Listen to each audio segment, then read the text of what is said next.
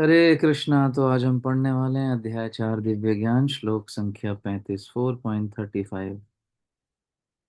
यद् ज्ञात्वा न पुनः मोहम् एवं यास्यसि पांडव येन भूतानि येषेण दक्षसि आत्मनि यथो मयि।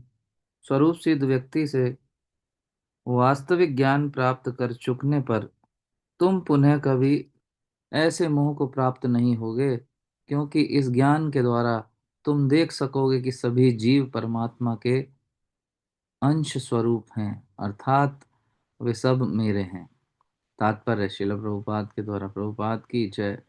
स्वरूप सिद्ध व्यक्ति से ज्ञान प्राप्त होने का परिणाम यह होता है कि यह पता चल जाता है कि सारे जीव भगवान श्री कृष्ण के भिन्न अंश हैं।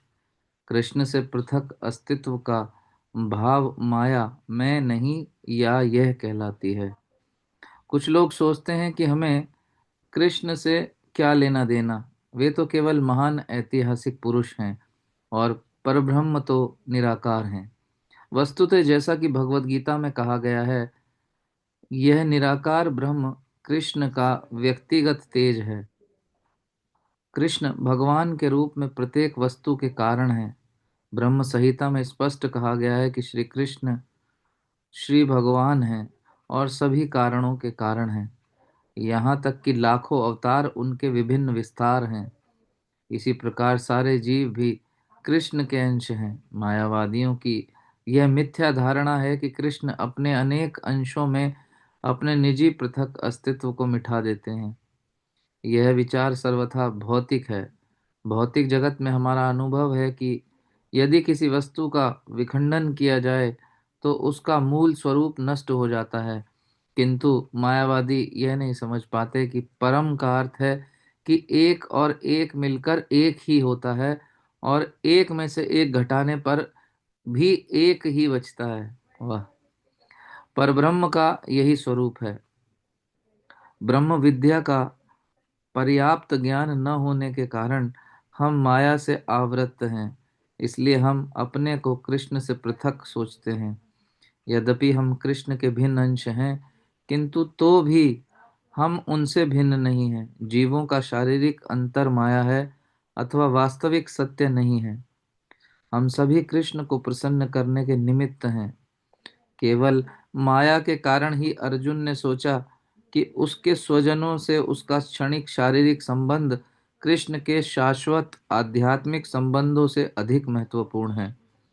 गीता का संपूर्ण उद्देश्य इसी ओर लक्षित है कि कृष्ण का नित्य दास होने के कारण जीव उनसे पृथक नहीं हो सकता। कृष्ण से अपने को विलग मानना ही माया कहलाती है।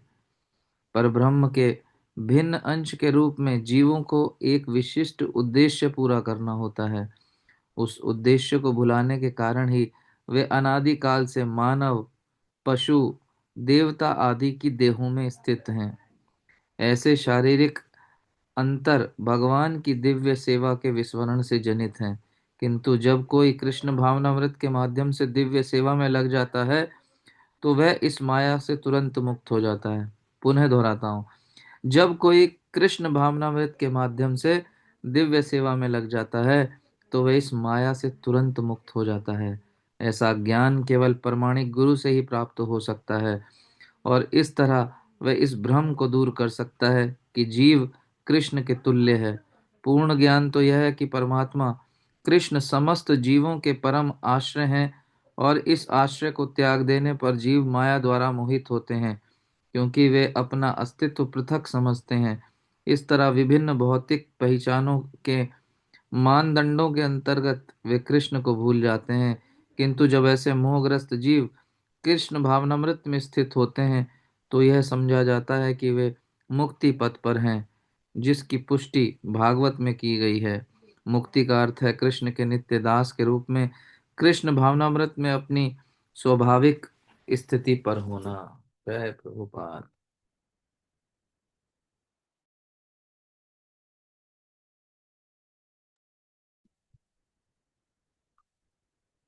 हरे कृष्णा। तो बहुत ही महत्वपूर्ण श्लोक। तो कल का जो श्लोक था हमारा, उसमें हमने देखा कि भगवान ने कहा कि गुरु के पास जाकर विनीत भाव से ज्ञान की जिज्ञासा करो, और जब वे प्रसन्न होंगे तो वो तुम्हें ज्ञान प्रदान करेंगे। और इस ज्ञान के द्वारा ही जीव जो है वो मोक्ष के पद पर अग्रसर होता है। साथ ही हमने गुरु की योग्यताओं के विषय में भी कल सुना था।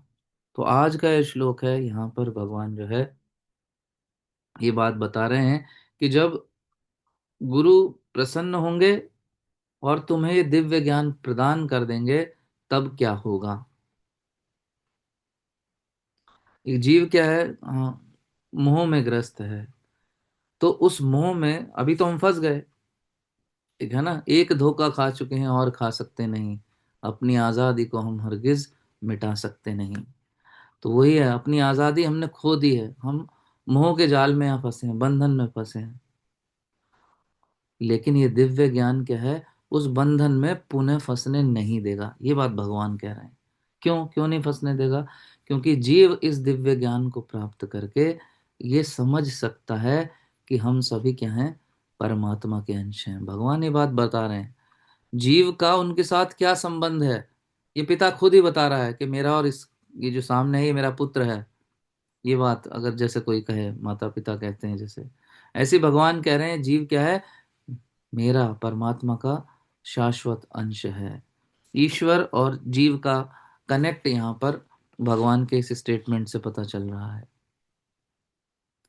तो फिर जब हम भगवान की संतान हैं, तो ये प्रश्न आना चाहिए हमारे मस्तिष्क में कि भगवान की संतान होकर, यानी इस प्रकार एक राजा का पुत्र हो, जैसे कोई राजकुमार होता है, वैसे ही भगवान का पुत्र होकर हम इस भौतिक जगत में इतने दुख क्यों भोग रहे हैं। ये वैसे ही हुआ किसी राजा का पुत्र रंक हो, नहीं, ये गलत है। तो भगवान की संतान होने पर भी जीव जो है यहाँ कष्ट भोग रहा है इस भौतिक जगत में। क्यों? क्योंकि जीव अज्ञानता में फंसा है और इस शरीर से अपनी पहचान कर रहा है। शारीरिक स्तर पर ही अपने सभी संबंधों को सच्चा समझ रहा है। भगवान क्या कह रहे हैं, मेरा शाश्वत अंश है। लेकिन जीव क्या सोच रहा है कि यही मेरा घर है, मैं जो हूँ इंडियन हूँ, मैं अमेरिकन हूँ, ये एक दो लोग या ये कुनबा ये मेरा परिवार है, ये मेरे परिवार के लोग हैं, वो तो बाहर के हैं, वो पड़ोसी हैं। हम शरीर के स्तर पर स्वयं अपनी पहचान भी, दूसरों को तो छोड़ो, हम अपनी पहचान भी गलत कर रहे हैं। हम इस शरीर को मैं समझते हैं, आईने में देखते हैं, संवारते हैं, और फोटो में देखते हैं कौन है, ये हैं स्वरूपानंद दास। ये शरीर स्वरूपानंद दास नहीं है, या ये शरीर सौरभ जैन नहीं है, वो कोई और है। ना ये नाम शाश्वत है, ना ये देह शाश्वत है, परंतु जीव का अस्तित्व जो है वो शाश्वत है। जीव का अस्तित्व भगवान के साथ जो है वो शाश्वत है। तो ये मोह है जिसमें जीव फंस गया है, और यही बात भगवान कह रहे हैं, ये दिव्य ज्ञान इस मोह में पुनः फंसने नहीं देगा। जो गंभीरता से भगवान के इस दिव्य ज्ञान को धारण करेगा, इसको समझने का प्रयास करेगा। अर्जुन भी इस मोह में फंस गया। अर्जुन ने जब गांडीव रख दिया और भगवान से कहा, हे गोविंद, मैं युद्ध नहीं करूंगा, क्लियर कट स्टेटमेंट, ये सामने मेरे दादा हैं, चाचा हैं, मेरे रिश्तेदार हैं, मेरे भाई हैं, मेरे सगे संबंधी हैं, नातेदार रिश्तेदार हैं, मैं इनसे युद्ध नहीं करूंगा, इनको नहीं मारूंगा। भगवान इस दिव्य ज्ञान को देकर अर्जुन को उस मोह के पाश से, उस बंधन से बाहर निकालते हैं। और न सिर्फ अर्जुन को, हम कह सकते हैं हम सबको भी, लाखों करोड़ों जीव भगवान के इस दिव्य ज्ञान को धारण करके ऑलरेडी बाहर निकल चुके, हम लोग भी प्रयास कर रहे हैं। श्री कृष्ण से हमारा संबंध क्या है, शाश्वत है। और इस भौतिक जगत में जिन संबंधों को हम अपना मानते हैं वो कितने कितने साल के लिए रहते हैं, 20 साल, 30 साल, 50 साल, 100, इससे ज्यादा तो नहीं। एक तरफ 50 साल या 100 साल का संबंध, 100 तो बहुत बड़ी बात कह दी, 100 आयु भी नहीं होती लोगों की। और एक तरफ भगवान के साथ शाश्वत, इटरनल, हमेशा हमेशा। पलड़े में भी नापोगे तो कौन सा भारी है, हमें सोचना पड़ेगा कौन सा संबंध भारी है। जो टेम्परेरी है उसको हम प्राथमिक बना देते हैं इन संबंधों को, और जो शाश्वत है वो हमारे लिए सेकेंडरी हो जाता है। घर के काम, देश के काम, सोसाइटी के काम, जिम्मेदारी, नौकरी, व्यापार, धन, शारीरिक आराम, इन सब का बहाना बनाकर, कभी कभी एक्चुअल में जिम्मेदारियां निभाने के लिए होता है, और कभी बहाना बनाकर हम कृष्ण से दूरी बनाकर रखते हैं। ये सारे काम, सारी जिम्मेदारियां मैं निभाऊंगा, समय बचा तो कृष्ण को देखेंगे। ये सब संबंध छूटने वाले हैं, जिनकी देखभाल और तीमारदारी में हम लगे हैं। ये सब बहुत टेम्परेरी हैं, सब छूटने ही वाले हैं। छोड़ना नहीं भी चाहेंगे तो प्रकृति जबरदस्ती छुड़ाएगी। टेम्परेरी रिश्तों के लिए शाश्वत संबंध, शाश्वत रिश्ते को हम छोड़ देते हैं। किसी के परिवार में किसी के दादाजी होते हैं, पिताजी होते हैं, साथ में रहते हैं, बच्चे, बच्चों को लालन पालन करते हैं, वो उनको खिलाते हैं, निलाते धुलाते हैं, उनकी सारा देख रेख करते हैं, पाल पोस के बड़ा करते हैं। अचानक फिर वो चले जाते हैं। कहाँ चले गए? आज हम में से अधिकांश लोगों के दादाजी जीवित नहीं होंगे, पिता तो बहुत के हैं, दादाजी नहीं होंगे। अपने थे, ध्यान रखते थे, कहाँ गए?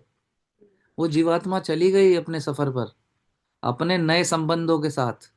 अब कहीं और होंगे, किसी और परिवार में होंगे, नए लोगों के साथ होंगे। अब हो सकता है किसी और देश में हो। अभी इंडियन कहते थे अपने आप को, अमेरिकन कहने लगे। नए, पहले इस परिवार के लोगों को अपना कहते थे, इनके लिए सारा समय लगा देते थे। अब नए लोगों के लिए उनको अपना परिवार कहेंगे। आज भी, पहले भी श्री कृष्ण सेकेंडरी थे, और अब भी सेकेंडरी छूट जाता है एक सामान्य व्यक्ति के जीवन में। वो अपने घर परिवार की जिम्मेदारियों को ही प्राथमिकता देता है। यही है असली मोह, और यही है असली बंधन, कि हम भगवान से अपने शाश्वत संबंध को भूल गए हैं। और गुरु के द्वारा दिया गया ये दिव्य ज्ञान, वो दिव्य ज्ञान जो कृष्ण दे रहे हैं, वही दिव्य ज्ञान गुरु के पास जाकर हमें मिलता है। और जब गुरु ये ज्ञान देते हैं, तो वो ज्ञान हमें बाहर निकालता है अज्ञानता से, और पुनः इस आसक्ति में फंसने से बचाता है। प्रभुपाद जी का जन्म हुआ 1896 में, और सन 1918 में शिला प्रभुपाद का विवाह हुआ। 1921 में उनको पहला पुत्र, उनके संतान हुई। और अपने गुरु से उनकी पहली भेंट हुई सन 1922 में, उल्टा डांगा कलकत्ता। पहली मुलाकात में गुरु ने कहा कि तुम बहुत स्कॉलर लगते हो, तुम्हारी अंग्रेजी भी बहुत अच्छी है, पाश्चात्य देशों में जाकर भगवान के नाम का प्रचार करो। गौरांग महाप्रभु ने कहा है, पृथ्वी ते आछेयत नगर आदि ग्राम, सर्वत्र प्रचार होय मोर नाम। जाकर अंग्रेजी भाषा में ग्रंथों को छापो और प्रचार करो। पहली भेंट में ये बात कही सन 1922 में।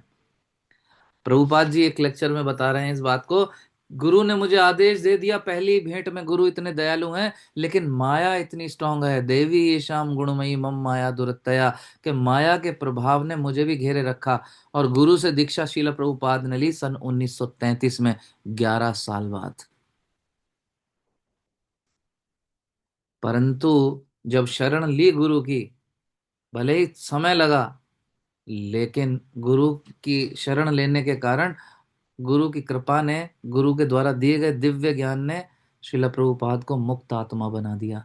और फिर उन्होंने इस संपूर्ण विश्व में करोड़ों जीवात्माओं को मुक्त आत्मा बना दिया। तो ये कृपा है गुरु की।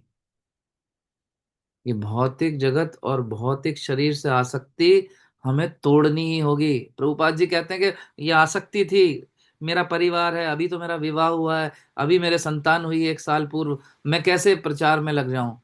लेकिन वो ट्रांजिशन फेज रहा। गुरु के द्वारा जो ज्ञान दिया गया, उसको उन्होंने धीरे धीरे अंगीकार किया, और धीरे धीरे धीरे उनके अंदर परिवर्तन आया, और उनकी लाइफ की डायरेक्शन पूरी तरह चेंज हो गई। वो संभव है। ये सब की आसक्तियां जो हम तोड़ना चाहते हैं इस भौतिक जगत की, ये सिर्फ संभव है इस दिव्य ज्ञान के द्वारा जो गुरु प्रदान करते हैं। वरना जीव इस मिथ्या जगत को ही अपना मानता रहेगा, इस शरीर को मैं मानता रहेगा, आसपास के अपने परिवार के जनों को अपना मानता रहेगा, और भगवान से मुख मोड़े रहेगा। ये भौतिक जगत का आकर्षण बहुत स्ट्रांग है। इनफैक्ट प्रभुपाद ने तो ये कहा, माया इतनी स्ट्रांग है, हम अपनी क्या बात कहें, प्रभुपाद जी ने तो अपनी बात कह दी। स्वयं इंद्रदेव भी, बृहस्पति देव का एक बार अपमान हुआ तो उन्होंने श्राप दिया इंद्र को, और इंद्र को सूअर बनकर इस भौतिक जगत में आना पड़ा। नाले में रहा करते थे, और धीरे धीरे फिर एक सुअरी का संग हुआ, और उसके बाद बहुत सारे पिगलेट्स यानी सुअर के छोटे छोटे बच्चे खूब सारे वहां उत्पन्न कर लिए, और उनमें आसक्ति हो गई उनकी। उनके साथ नाले में बड़ा आनंद लिया करते थे। आहा हा, क्या आनंद आ रहा है। ब्रह्मा जी ने कहा, अरे ये क्या कर रहा है, शराब का समय तो खत्म हो गया, अब इसका इसको वापस आना चाहिए। इंद्र के पास गए, बोला इंद्र चलो ना, आप मुझे कह रहे हो चलना है। तो ब्रह्मा जी क्या है, दिव्य हैं वो, सुअर की भाषा से में भी बात कर सकते हैं। तो सुअर सुअर की भाषा, सुअर अपनी भाषा में जवाब दे रहा है, और ब्रह्मा जी उसको भी समझ रहे हैं। वो कह रहा नहीं, मुझे नहीं जाना। आप मुझे ले जाना चाहते हो, क्या होगा, मेरे इतने छोटे छोटे बच्चे हैं, इनका लालन पालन कौन करेगा, आप करोगे, मेरी इतनी जिम्मेदारियां हैं, मैं नहीं जा सकता। लेकिन एक गुरु की तरह कार्य किया ब्रह्मा जी ने, उनको सही राह दिखाई, और फिर उनको वापस स्वर्ग लेके गए। तो ऐसे ही ये रोल है गुरु का। दिव्य ज्ञान को प्राप्त करके इन भौतिक आसक्तियों को हम तोड़ सकते हैं। जब इंद्र जैसा व्यक्ति फंस सकता है, जब शिल प्रभुपाद भी कह रहे हैं कि मैं अटका रहा इतने वर्ष, जबकि मुझे गुरु के द्वारा आदेश दिए जाने वाले दिन ही पूर्ण समर्पण कर देना चाहिए था, तो फिर हम तो किस खेत की मूली हैं। फिर हमें कर हम क्या हैं, कुछ भी नहीं। तो हमें क्या है, एक आशा है कि जो गुरु ज्ञान दे रहे हैं, जो प्रभुपाद के द्वारा, वर्तमान गुरु आचार्य वृंदों के द्वारा जो ज्ञान दिया जा रहा है भगवत गीता का, वो हम तक पहुंच रहा है। हमें इसको मुक्त हस्त से, मतलब ओपन हैंडेडली इसको स्वीकार करना चाहिए, पूरी गंभीरता के साथ। फिर क्या है, जो ये जो मोह है और आसक्तियां हैं, ये ज्ञान उन बंधनों को तोड़ेगा, और जीव फिर पुनः इन आसक्तियों में नहीं फंसेगा। और चांसेस हैं कि अगर गंभीरता अच्छी रही तो इसी जन्म में, अंत समय में भगवान का स्मरण करते हुए शरीर का त्याग करेगा, बिना किसी भय के। उसे नहीं सोचना पड़ेगा कि हाय क्या होगा, मैंने इतना धन कमाया, मेरे लोग, मेरा देश क्या होगा, नहीं। वो जानता है कि मैं एक अणु जीवात्मा भगवान श्री कृष्ण का नित्य दास हूँ। मेरा इस भौतिक जगत से, इस भौतिक शरीर से कोई लेना देना, कोई संबंध नहीं है। किसी कारणवश मैं इसमें फंस गया था। जैसे कैदी कैदी जेल से छूटते हुए जब आता है तो प्रसन्न होता है, ऐसे ही एक भक्त जिसे दिव्य ज्ञान प्राप्त है, वो मृत्यु के क्षण प्रसन्न होता है कि आमी जातो आमचा गावा। जैसे संत तुकाराम जी ने कहा, मैं तो अपने गांव जा रहा हूँ। तो जब एक दिव्य ज्ञान हमारे पास होगा, तो अंत समय में चेहरे पर स्माइल होगी, मुस्कान होगी, डर या भय नहीं। और यही है इस लाइफ का सक्सेसफुल होना।